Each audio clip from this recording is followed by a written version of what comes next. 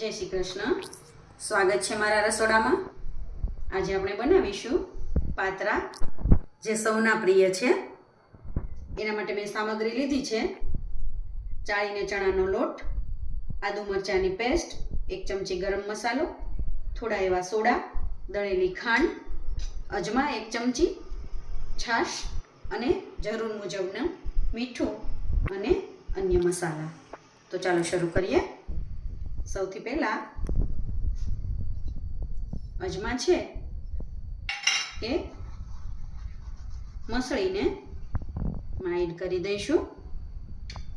દળેલી ખાંડ, ગરમ મસાલો અને 1 ચમચી સોડા, સ્વાદ મુજબનું મીઠું એડ કરીશું.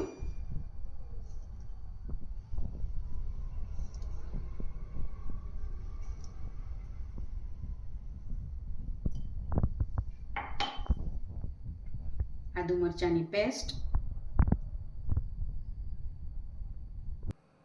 આપણે છે ને ઘણી વખત પાત્રા બનાવીએ તો પાણી, છાશ, દહીં આપણી જરૂરિયાત મુજબનું, એટલે કે ટેસ્ટ મુજબનું આપણે કંઈ પણ એમાં વાપરીએ છીએ.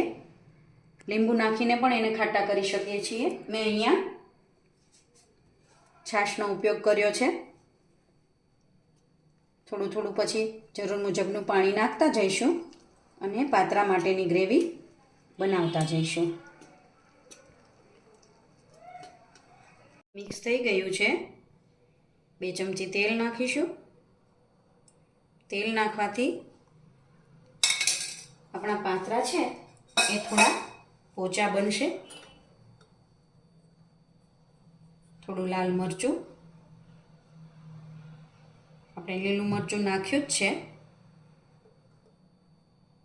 ને લાઈટ એવી હળદર અને થોડી હિંગ નાખવાથી તેનો ટેસ્ટ ખૂબ સરસ આવે છે. મિક્સ કરી દઈએ. જો આપણું બેટર સરસ રેડી થઈ ગયું છે. હવે આપણે એને પાત્રામાં લગાડી લઈશું. આ પાત્રા લઈ લીધા છે ધોઈને, અને એની વચ્ચેની દાંડી મેં હળવા હાથે કાઢી લીધી છે. હવે આપણે એમાં બેટર લગાવીશું. એક પાનમાં મેં બેટર લગાવી દીધું છે. હવે એના પર આવી રીતે બીજું પાન મૂકી દઈશ અને એને પણ આવી રીતે બેટર લગાડી દઈશ. બેટર લગાડાઈ ગયું છે. આવી રીતે હવે આને આપણે રોલ વાળી લઈશું.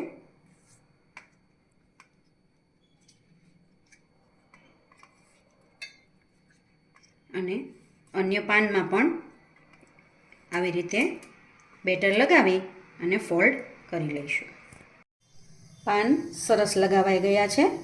હવે એને આપણે ઢોકળિયામાં 15 મિનિટ માટે બાફવા મૂકી દઈશું.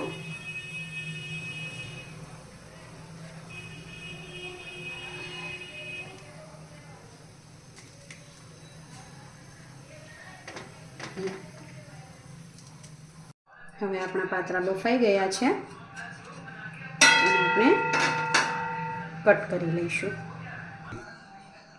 હવે આને આપણે કટ કરી લઈશું. આવી રીતે બધા પાત્રા કટ થઈ ગયા છે. હવે આને આપણે વઘારી લઈશું. મેં અહીંયા તેલ લઈ લીધું છે, ગરમ થઈ ગયું છે.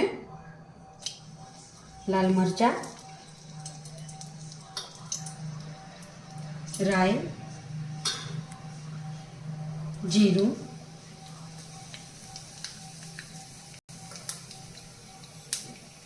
તલ અને હિંગ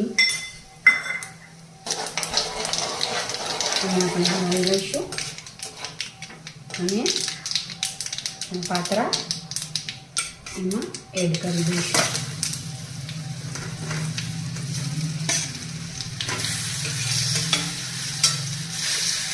બરાબર મસાલા બધામાં સરસ મિક્સ થઈ ગયા છે. હવે આપણે ગેસ બંધ કરી દઈશું અને ઉપરથી લીલા ધાણા એમાં નાખી દઈશું. અને તમે ચા સાથે, ચટણી સાથે ખાઈ શકો છો.